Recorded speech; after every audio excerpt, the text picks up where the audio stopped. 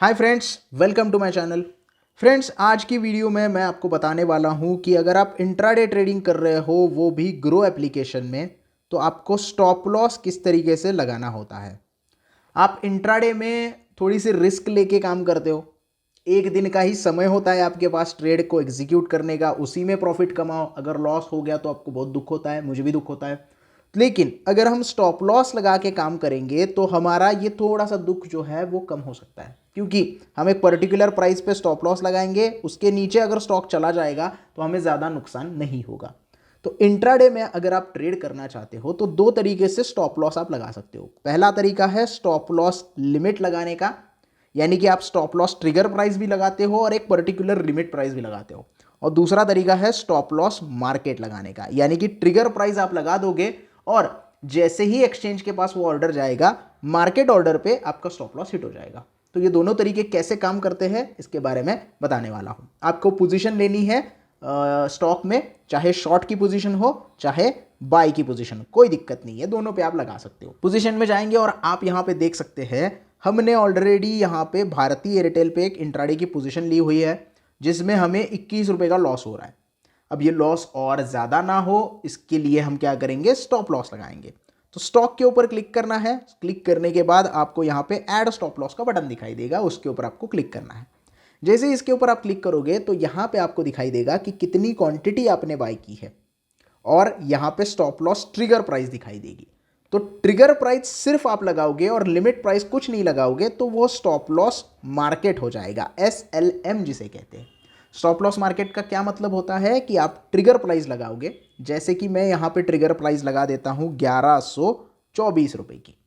तो जैसे ही स्टॉक की प्राइस 1124 रुपए पे आएगी, करंट प्राइस चल रही है 1130 रुपए, तो मेरा जो है ऑर्डर एक्सचेंज को चला जाएगा। यहां से एक्सचेंज को ऑर्डर चला जाएगा। एक्सचेंज क्या करेगा, देखेगा कि मेरा ऑर्डर कहां पे लगा है, 1124 पे, लेकिन मैंने यहां पे कोई लिमिट ऑर्डर सेट नहीं की है, यहां पे मार्केट पे एग्जीक्यूट करने के लिए बोला है।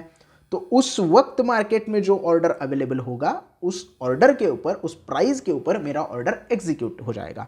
चाहे वो 1124 हो, चाहे वो 1125 हो, चाहे वो 1123 हो, कोई भी हो सकता है। क्योंकि मान लो अभी 2 बजे ये प्राइस आ गया, तो 2 बजे तो मैं अभी नहीं बता सकता कि 2 बजे स्टॉक के प्राइस ऊपर क्या प्राइस होगा, सिंपल।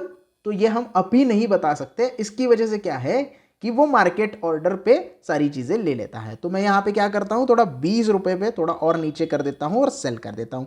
अब हमारा ऑर्डर प्लेस हो गया। ऑर्डर डिटेल्स में आप जाओगे तो यहां पे आपको दिखाई देगा ऑर्डर प्राइस मार्केट लिखा हुआ आता है, इसीलिए इसे SLM कहते हैं, SL और ये मार्केट M।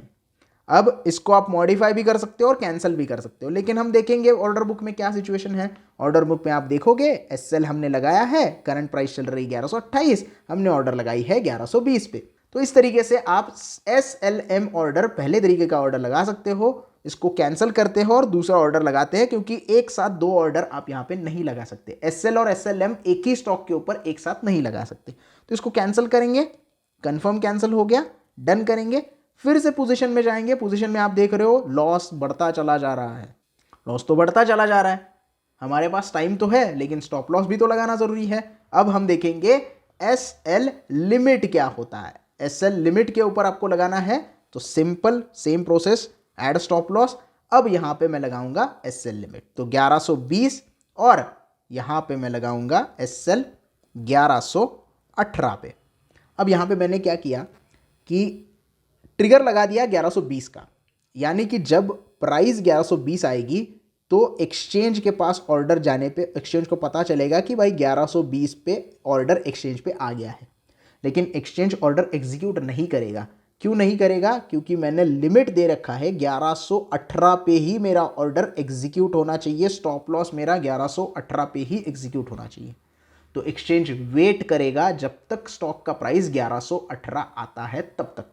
जब तक आएगा तब तक ठीक है, नहीं आएगा तो यह ऑर्डर एग्जीक्यूट नहीं होगा।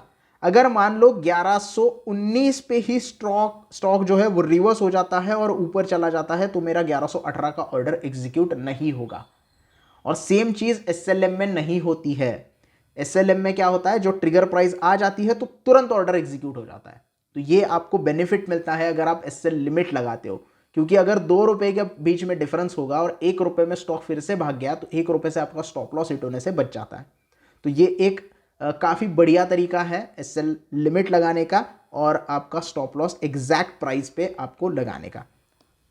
सेल करना है, डन करना है। डन करने के बाद ऑर्डर्स में आप देख सकते हो हमने एसएल लगाया है। ट्रिगर प्राइस 1120 है लेकिन 1118 पे हमने एग्जैक्ट ऑर्डर लगाया है।